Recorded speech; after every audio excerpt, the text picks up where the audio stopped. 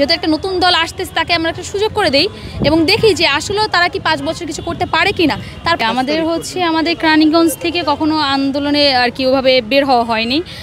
আমরা অনলাইনে অনেক কটা গ্রুপ এরকম করা হয়েছিল যে আমরা আন্দোলনে বের হব, স্কুল থেকে কলেজে একসাথে হয়ে তারপর আন্দোলনে বের হব।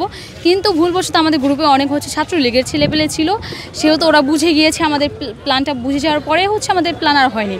তারপর আমাদের 18 তারিখ আমাদের বের হওয়া হয়। আমি সহজে আমাদের কেরানীগঞ্জ থেকে বের হয়ে আন্দোলন করিনি, যেটা সত্যি কথা আমি ঢাকা ভার্সিটি শহীদ মিনার থেকে আন্দোলন করেছি। তো আমাদের ওখানে 18 তারিখে আমাদের গার্লসের কিছু মেয়ে আর অন্য কলেজের মেয়েদের বের হওয়ার কথা, আমি ওদেরকে না করি, কিন্তু ওরা যেহেতু বাচ্চা মানুষ বের হয়ে যায় এবং বের হওয়ার পরে আমাদের কদমতলি, যেটা বাবুবাজার ব্রিজের সামনে, ওখান থেকে পুলিশের ধাওয়া খেয়ে ওরা চলে যায়। কিন্তু আমি মূলত আমি আন্দোলনে বের হই তখন থেকেই, এবং আমি যখন বের হই আমার কাছে আগের প্রেসক্রিপশন ছিল আমার অসুস্থের। যুক্তরাষ্ট্রের 1 নম্বর জিম চেইন গোল্ড জিম এখন আবারও বাংলাদেশে বসুন্ধরা আবাসিক এলাকা ও বসুন্ধরা সিটি শপিং মলে। তো সেটা বলে আমি বলতাম যে আমি মিটফোর্ড ঘাট যাব বা মিটফোর্ড হসপিটাল যাব। তো মিটফোর্ড ঘাট দিয়ে পার হয়ে আমার ফ্রেন্ডের সাথে, আমার স্কুল ফ্রেন্ড আর আমি মিটফোর্ড ঘাট দিয়ে পার হয়ে আপনার চাঙ্কার পোল আর পাকিস্তানি মাঠ, ওখান দিয়ে অনেক কষ্ট করে কেন্দ্রীয় শহীদ মিনার এসে আমি আন্দোলনের সবার সাথে ঢাকা ভার্সিটির সাথে যুক্ত হতাম এবং ওখান থেকেই আমার আন্দোলনটা করা হয়। আমি এই একটু একটু করে বের হয়, তখন আমার ফ্রেন্ডের সাথে বের হই। এরপরে 18 তারিখে তো আপনার সব কিছু বন্ধ করে দেয়, রাত কত 4:30টার দিকে তো নেট অফ করে দেয়। এরপর যোগাযোগ বিচ্ছিন্ন যে, কিন্তু ওর বাসা কাছে থাকার কারণে ওর সাথে আমার বের হওয়া হয়। এরপরে আপনার আর কি যখন আর কি অনেক বেশি আর কি আন্দোলনে মানুষের মারামারি যখন আর কি প্রশাসনের দিকেও অনেকই হয়ে চলে যায়, তারপর আমাদের ছাত্র ভাইয়াদেরকে অনেক হত্যা করা, গণহত্যাকে যেটা আমরা বলি। এরপরে আমার যতটুকু মনে আছে আমার একটা ফুটেজ নিতে পারি না আমি কোনো, কারণ তখন তো মোবাইলে নেওয়া যেত না, বা ছাত্রলীগের এই আনাচে কানাচে থাকতো বা কোনায় গলির মাথায় এখানে থাকতো, আইডি কার্ডও আমি জুতার মধ্যে করে নিয়ে আসতাম যে আমরা যাবো, এরকম শুধু প্রেসক্রিপশন হাতে রাখতাম, ফোন আমি বের করতে পারিনি।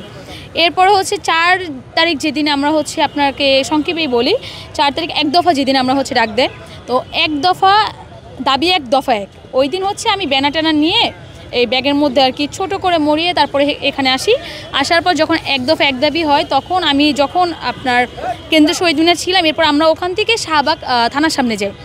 এই ঘটনাটা আপনাকে বলি, 4 তারিখ যেটা আমার আর কি চোখের সামনে অনেক কিছু দেখা। তো যখন আমরা থানার সামনে শাহবাগ থানার সামনে যাই, তখন ওই থানার সামনে থেকে আমাদের কিছু ভাইয়েরা ফার্স্টে মূলত থানা ক্রস করে আসা ধরছিল, 2টা ভাই ছিল আর বোন ছিল। তো 2টা ভাইকে হেডশট করা হয় এবং তার মাথা এই থেকে রক্ত বের হওয়া হচ্ছিল অনেক, ওদেরকে তখন আপনার শহীদ মিনারে নিয়ে আসা হয়। তো ওইটা আমার চোখে দেখা। এরপরে আপনার আরও একটা ভাইকে একটু পর নিয়ে আসে, যাকে কাঁধে করে নিয়ে এসে শহীদ মিনারে রাখা হয়। এরপর আমরা ওই লাশগুলো নিয়ে আর কি কাঁধে নিয়ে ভাইয়েরা ছিল অনেক বড় ভাইয়েরা এবং আমরা ছিলাম মাঝখানে। তো আমরা শাহবাগ থানার সামনে যাই এবং আমাদের যে স্টুডেন্ট ভাইয়েরা ছিল ওরা থানার সামনে একটু আর কি লাঠি ছোড়াছুড়ি করে। এরপরে আধা ঘন্টা পর বা 10 থেকে 20 মিনিট বা আধা ঘন্টা পরে পুলিশ উল্টো আর কি আমাদের হিট ব্যাক করে, ওরা টিয়ার সেল মারে, তারপর গুলি করে, ছোড়া বুলেট যেটা ওটা মারার পরে আমরা একেবারে শাহবাগ থানার থেকে দৌড় দিই, যেটা আমাদের সামনে এসে পড়ে, আমাদের আর কি মৃত্যুর মুখে। তখন আমরা এক দৌড়ে আপনার থানার সামনে থেকে রাজুর সামনে গিয়ে আমরা ওখানেই করি। এরপর আমরা উদ্যানের মধ্যেও লুকাই, অনেকে লুকানোর পরে তারপরে কতজনে আমাদের ওই থানার সামনে থেকে যায়, ওরা আবার ওই সাইড দিয়ে পার হয়, আমরা এই সাইড দিয়ে পার হই। যেদিন আমাদের আর কি রাস্তা জায়গায় পুলিশ আমাদের আটকায়, আমাদের বাসে যেতে যেতে রাত 10টা-11টা বেজে যায় 4 তারিখে। 5 তারিখ তো আবার আপনার গণজোয়ার ডাক দিয়ে দেয় যে গণভবনে ঘেরাও করবে। তো ওই দিন আমরা চাঙ্কারপুল কিন্তু অনেক মারামারি হয়, গুলিবিদ্ধ হয়, 12টা পর্যন্ত কেউ ঘর থেকে বের হইতে পারে না। তারপর আমরা আসার পরে এক গলিতে থাকি আমি আমার ফ্রেন্ড। তারপরে কিছুক্ষণ পরে আমরা যখন দেখি যে একটু কমছে, তারপর ওই সাইড দিয়ে আমরা চলে আসি। এরপরে যখন আমরা শাহবাগটা পার হওয়ার কিছুক্ষণ পর যখন এই যে গণভবন দিকে আসা ধরি, তখন দেখি যে আমরা ঘোষণা করা হয় যে এরকম শেখ হাসিনা পালিয়ে গিয়েছে, এবং সেনাপ্রধান যে ঘোষণা করা হয় তখন দেখি যে না আর আসা হয়নি, অর্ধেক পথে বিজয় ঘোষণা হয়, তখন আমরা কি বিজয় উল্লাস করি। তারপর কেন্দ্রীয় শহীদ মিনারে বসে আমরা সবাই বিজয় উল্লাস করি। এরপর শাহবাগ যাই, শাহবাগ না রাজুর সামনে যাই, টিএসের সামনে গিয়ে আমরা ওখানে আর কি বিজয় উল্লাস করি, তারপর বাসায় চলে যাই। এখন ডক্টর ইউনূস যেহেতু আসছে মাত্র, ওনাকেও তো একটা সময় দেওয়া উচিত, অ্যাটলিস্ট ওনাকে সময়টা দেওয়া হোক। সময়ের পরে যদি আমরা দেখি যে না উনি কিছু করতে পারেনি, তখন আমরা বলবো যে আমরা প্রত্যাশা করেছি ওনার কাছ থেকে এটা, যেটা উনি করতে পারেনি। অনেক দলে ক্ষমতা না আসার পরেও অনেক মনে করেন যে চাঁদাবাজি বা অনেক অনেক কিছু করে ফেলছে বা মানুষের উপরে জুলুম করছে, যেটা আর কি আমরা প্রত্যাশা করছি না।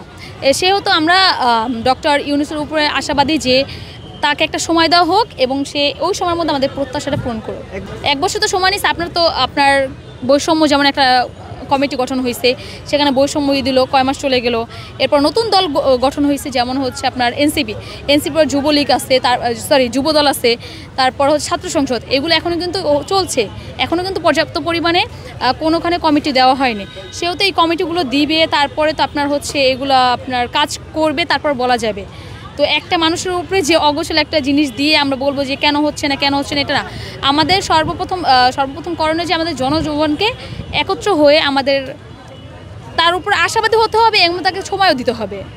আর সর্বপ্রথম হচ্ছে আমাদের ভুলটা হচ্ছে জনগণের, কারণ আমরা একটা সরেছে যেতে না যেতে আমরা আরেকজনের উপর ভরসা করে আর কি বলে ওইটাকে দাঁড়ান আশাবাদী থাকি, কিন্তু এই যে আরেকটা দলকে তো আমরা তার উপর আশাবাদী থাকতে পারি না। যেহেতু একটা নতুন দল আসতেছে, তাকে আমরা একটা সুযোগ করে দেই এবং দেখি যে আসলেও তারা কি 5 বছর কিছু করতে পারে কিনা, তারপর না হয় কিছু করা যাক। For more updates, follow us on Facebook, subscribe our YouTube channel, get the latest update on www.daily-sun.com.